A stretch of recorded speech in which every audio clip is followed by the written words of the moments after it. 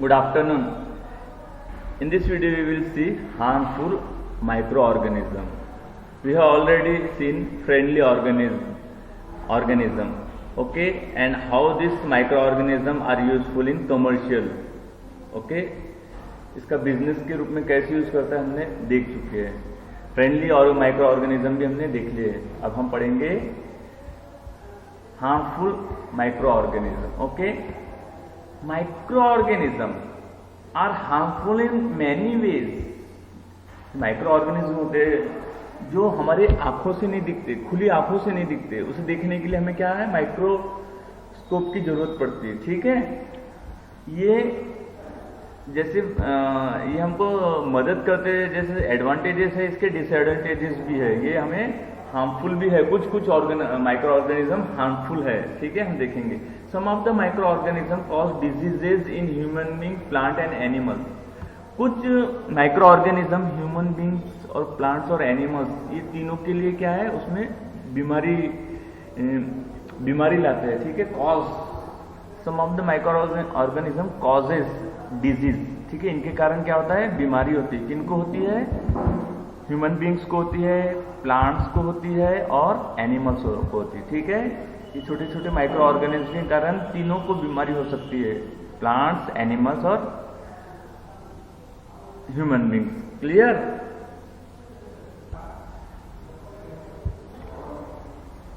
Such disease-causing microorganisms are called pathogens. ये जो micro organism जिससे बीमारी होती है उन्हें हम क्या बोलते हैं, पैथोजेंस. ठीक है, सी पैथोजेंस.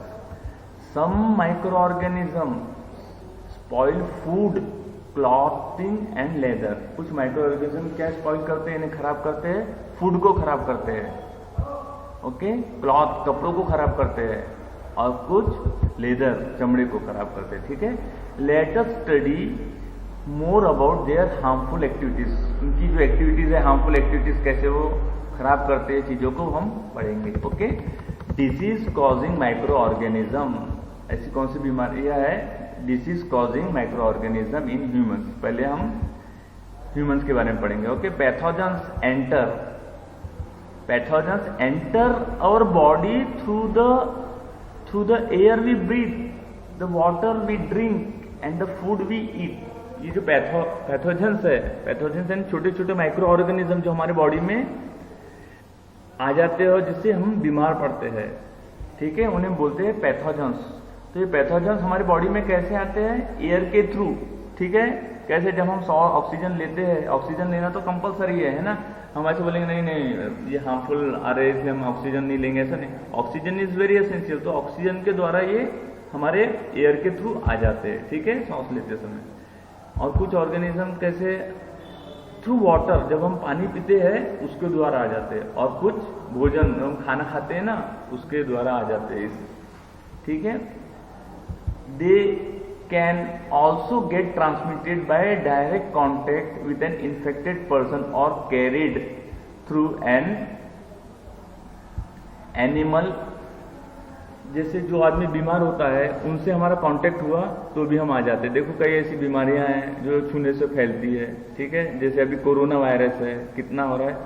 तो कांटेक्ट में उनके आने से जो इन्फेक्टेड पर्सन है, जिसको जो बीमारी हुई है, उसके कांटेक्ट में हम आए तो हमें वो, या कोई जानवर के कांटेक्ट, जानवर को बीमारी हो जो उनके भी हम कांटेक्ट में आए तो हमें वो बीमारी हो जाती है. क्लियर.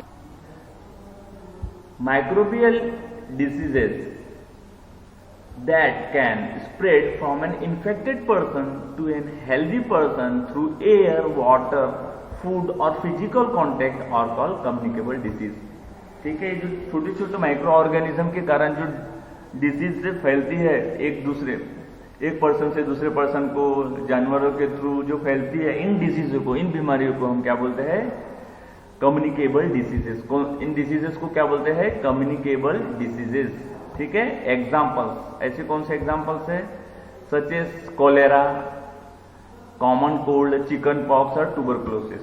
ये जो बीमारी के नाम है, ये क्या है, छूने से फैलती है या इनके इन्फेक्टेड पर्सन के कांटेक्ट में हम आए तो फैलती है. ठीक है, चिकन पॉक्स, ट्यूबरकुलोसिस, अभी ये कोरोना है ये भी. ठीक है, when a person suffering from common cold sneeze, fine droplets of moisture carrying thousands of viruses are spread in the air. क्या होता है? when a person suffering from common cold, जैसे कोई भी आदमी जिसे कोई भी बीमारी हो जाती है, वो जब छींकता है, स्नीज मतलब छींकना, फाइन ड्रॉपलेट्स, छोटे छोटे ड्रॉपलेट्स ऑफ मॉइस्चर, छोटे छोटे पानी की समान, बहुत हवा में मॉइस्चर के समान ड्रॉपलेट्स उसके मुंह से या नाक से निकलते हैं, कैरिंग थाउजेंड, उसमें क्या रहते हैं? Thousands of viruses are spread in there, thousands of virus निकलते हैं और वो हवा में आ जाते हैं, ठीक है। The viruses may enter the body of a healthy person while breathing, और यही वायरस क्या करते हैं? हवा के ऑक्सीजन के द्वारा जो हेल्दी पर्सन है उनके बॉडी में आ सकते हैं और वो बीमार पड़ सकता है। Okay, then how do you prevent the spread of communicable diseases? तो इन बीमारियों से आप कैसे बचोगे? Okay, we should keep handkerchief on the nose and mouth while sneezing. It is better to keep a distance from infected person. We have to take precaution. हमें खांसते समय मुंह पे कपड़ा रखना चाहिए, ठीक है, नाक के ऊपर। Clear? There are some insects and animals which act as carriers of disease causing microbes. Houseflies is one of such carriers. Okay, there are some insects and animals which are acting as a carriers of diseases. कुछ जानवर और छोटे छोटे insects है जिनके द्वारा बीमारी फैलती है, ठीक है। ऐसे एक एग्जांपल ऑफ हाउस फ्लाई यानी मक्खी, जिससे बीमारी फैलती है। हम देखेंगे कैसे। The fly seat on the garbage and animal excreta, जो मक्खी है वो कहाँ? गंदगी पर बैठती है, ठीक है ना। और कहाँ पर बैठती है? वेस्ट, मल मूत्र, ये जो गंदी चीजें रहती है वहां बैठती है मक्खी। और उसके बाद फिर वो क्या है? भोजन पर भी बैठती है ना, देखो खाने पर भी बैठती है। So what happen? Pathogen stick on their body.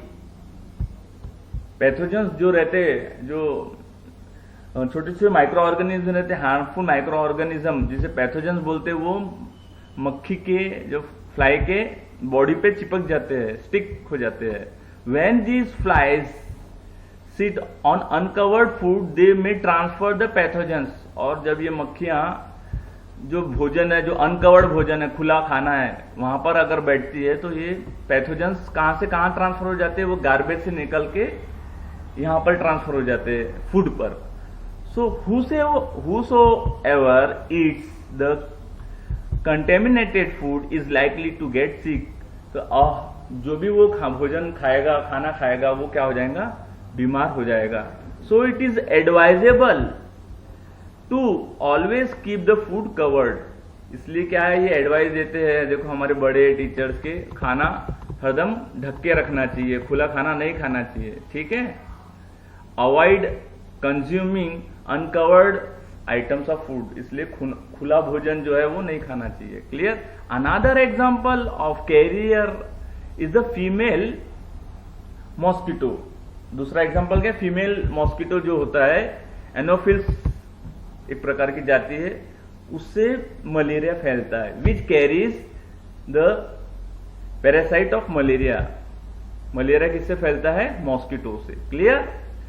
Female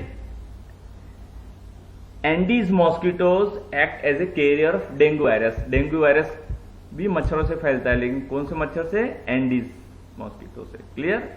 how can we control the spread of malaria और डेंगू? हम इसे कैसे कंट्रोल कर सकते हैं, मलेरिया और डेंगू को? सीरीज फीमेल मॉस्किटो एनोफिल्स, ये उसका ड्राइंग है। Okay, now why does the teacher keep telling us not to let the water collect anywhere in the neighbourhood? हमारे टीचर बार बार बता रहे थे, बोलते हैं कि भाई पानी जो है आसपास, हमारे आसपास पानी जमा मत रखो। क्यों? all the mosquitoes breed in water, hence one should not let the water collect anywhere, cooler, tire, flower pot. ऐसी कोई भी जगह जहां पानी जमा रह सका है वहां पे पानी ज्यादा दिन तक जमा नहीं रहना चाहिए। ज्यादा दिन तक अगर पानी जमा रहेगा तो क्या हो जाएगा, मच्छर हो जाएंगे, मॉस्किटो हो जाएंगे, जिससे बीमारी फैलेगी। Okay, by keeping the surrounding clean and dry we can prevent mosquito from breeding. Okay, मच्छर के से हम बच सकते हैं। कैसे? ये जो पानी जो स्टोर होता है कूलर के ट्रे में, टायर में, उसे हमारा जो आसपास का सराउंडिंग है वो क्लीन रख के। Try to make a list of measures which help to avoid the spread of malaria. ऐसे हम क्या कर सकते हैं जिससे हमें मलेरिया ना हो, ऐसे कौन से प्रिकॉशन हम ले सकते हैं। ओके, आपको लिखना है।